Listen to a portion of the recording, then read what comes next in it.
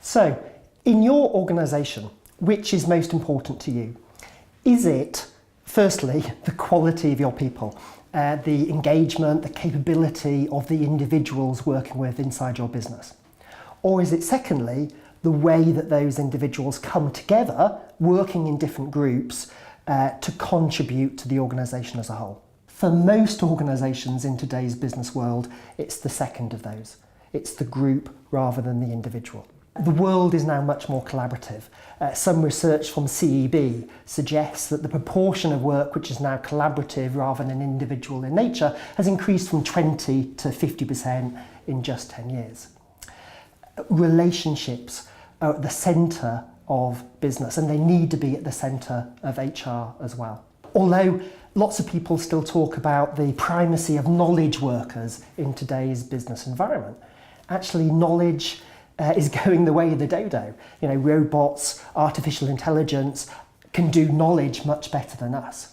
The real opportunity, the real requirement in businesses today is to create the right connections, relationships and conversations. And this means that HR needs to focus much more on supporting groups than it does just on individuals, as it tends to do today.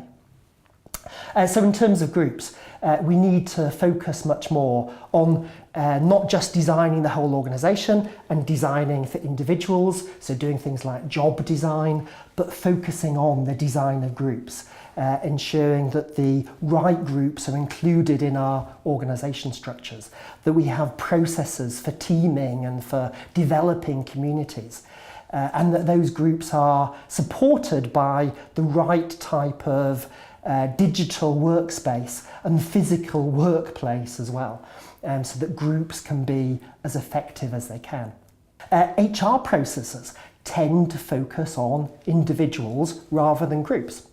So why is it these days, if groups are more important than individuals, why do we still focus on measuring, managing, developing, rewarding the performance of individuals if what matters is the performance of groups? We need to shift that whole focus and be aim much more towards creating effective performance from groups. We also need to focus much more on organisation development interventions, helping create higher levels of trust, perhaps even love between people working in our organisations, helping move the focus on from what's in it for me to what's in it for us.